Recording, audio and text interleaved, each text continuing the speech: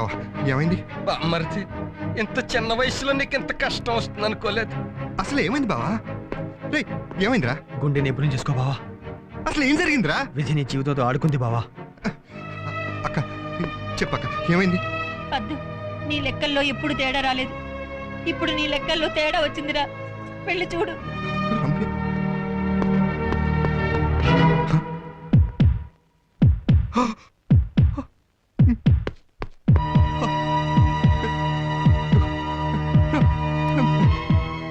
రమ్య.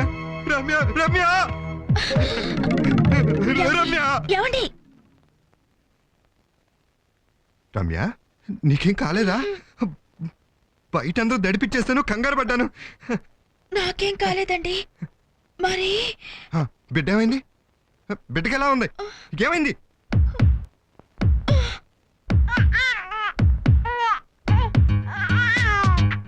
మా హాస్పిటల్లో ఒకేసారి 3 పిల్లల్ని కన్న తండ్రి మీరే సార్.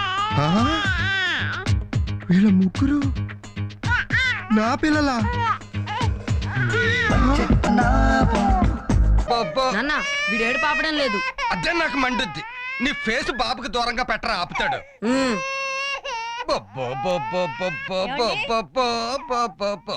ఏమండి? ఏంటి డార్లింగ్? బాబుకి పాలు పట్టించండి. అవును, ఇందాక ఓ బాటిల్ ఇచ్చావు, అందులో పంచదార వేయలేదేటి? మర్చిపోయాను. అవును, పంచదార వేయలేదని మీకెలా తెలిసింది? నా అగ్నేయ కడుపులో ఆకలేసి ఖాళీగా ఉంటాను, అదేసి పూడ్చా. ఏడ్చినట్టుంది. పాపం ఎంత ఆకలేసిందో ఏమో. ఇప్పుడైనా పట్టించండి. నేను వీడాని నీడాను చిన్నర్మి, ఆ పాటలు పాడేది పిల్లలకు కాదు, దయ్యాలకు. ఇదిగో పాలు. పాలొద్దు, కాఫీ కావాలి. పాలు నీకు కాదు, బాబు. బాబుకు అవసరం లేదు, హ్యాపీగా నిద్రపోతున్నాడు. అదేమిటి? చీకటి పడంగానే మేము తాగుతాడే క్వార్టర్, దాంట్లో చెంచాడు పట్టించాను. అప్పటి నుంచి ఏ పాట పాడినా హ్యాపీగా నిద్రపోతున్నాడు. అయ్యో అయ్యో అయ్యో, నీ చేతులు పడిపోను. బాబుకి బ్రాంతి పట్టించావా? ఏం పర్లేదు, నేను చిన్నపిల్లాడిగా ఉన్నప్పుడు మా అమ్మ చెంచాడేంటి క్వార్టరే పట్టించింది. నేనైతే గన్నెర పాలు పోసేదాన్ని. అది సరే గాని తిరుపతి ఎక్కడా? అక్కడెక్కడో పిల్లాడికి మొహం చూపించి భయపెడుతూ ఉంటాడే. తిరుపతి.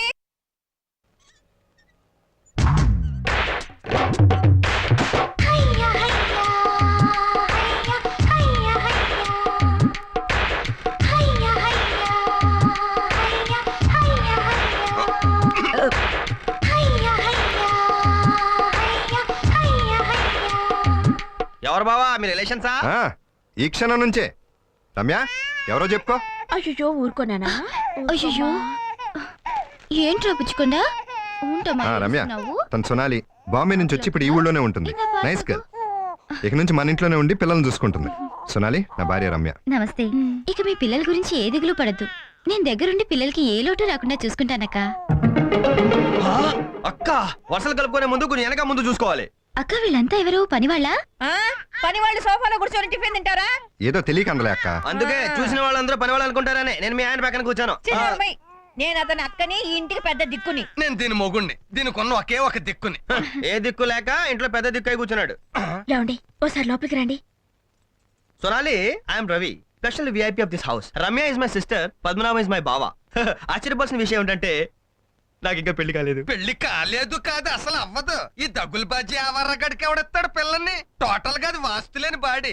ఓ పని పాట ఇడికి. నువ్వేదో పెద్ద స్టీల్ ప్లాంట్ లో ఇంజనీర్ గా పనిచేస్తున్నాడు మాట్లాడతావేంటి? I'm not an ordinary person. ఓహో. ఐఎమ్ వాస్తు శాస్త్రజ్ఞ, అబ్బో. వాస్తు ప్రవీణజ్ఞ, వాస్తు దైవజ్ఞ. టోటల్ గా నిర్లజ్ఞ. బాత్రూమ్ ఎక్కడ కట్టాలి, లెట్రిన్ ఎక్కడ కట్టాలి, ఎవరు అడకపోయినా అడ్వైస్ లిస్ట్ తిరుగుతుంటాడు. Hello aunty. He is my son by name. ఎందుకులే, ఈ ఆకారానికి ఈయన ఫాదర్. మనిషి కడుపులో పంది పిల్ల పుడుతుందని అప్పట్లో వీరబ్రహ్మం గారు చెప్పారే, ఇదిగో వీడి గురించే. నాన్న నన్ను ఎందుకు అన్నావు? అదొక ట్రాజెడీ స్టోరీ రా. 8 years బ్యాక్ మీ అమ్మని సెకండ్ షోకి రమ్మన్నాను. వద్దనో ముద్దిచ్చింది, పడమరగా పక్క మీదకి తోసింది, ఉత్తరంగా కన్ను కొట్టింది, నైరుతిలో గిల్లింది. అన్ని వాస్తు దోషాలే, శంకుస్థాపన జరిగిపోయింది. Shut up. సోనాలి, తప్పుగా అనుకోవద్దమ్మా. మా ఇంట్లో మేమందరం ఓపెన్ గా ఉంటాం.